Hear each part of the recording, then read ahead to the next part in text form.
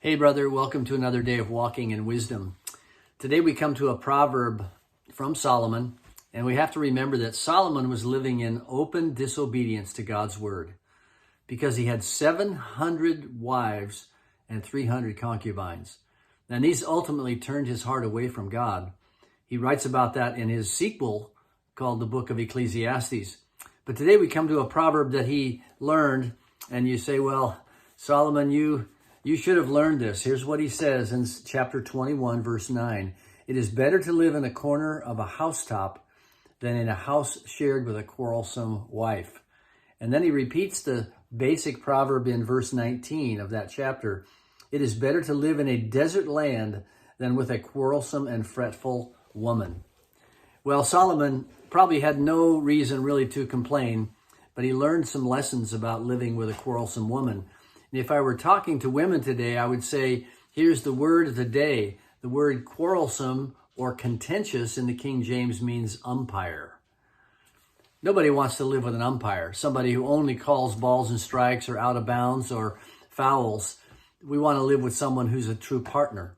But nevertheless, perhaps you have, in your experience with your one wife, seen her on a quarrelsome day when there's difficulty in your relationship. So let me give you a couple of tips. Number one, she may be calling a foul ball or a strike because there's a conflict that's unresolved and she feels distant and unheard from you, and you're the one who needs to approach her. A second reason she might feel quarrelsome is that she feels unappreciated, and you could start practicing little bits of kindness toward her, doing things that show her that what she does for you every single day are appreciated. You could lift some of her load. A third reason she may be quarrelsome or feeling like an umpire is because she genuinely needs help. Maybe she's depressed. Maybe she's struggling with something that's physical. Maybe there's something in her family that's bothering her and weighing her down, and she needs help because she's struggling. And you could come next to her and try to find how to help her. Or number four, maybe she's just having a bad day. And the slogan here is kind of the Hippocratic oath that doctors take.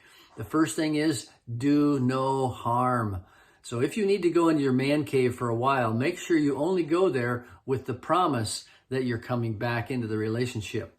There may be genuine times when you need to remove yourself from the situation, but never leave without saying, I'll come back. We'll talk about this later. We'll tackle this problem when we have a better opportunity.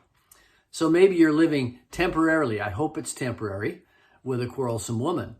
And there may be causes for that, but one of those causes may be her husband needs to pay attention.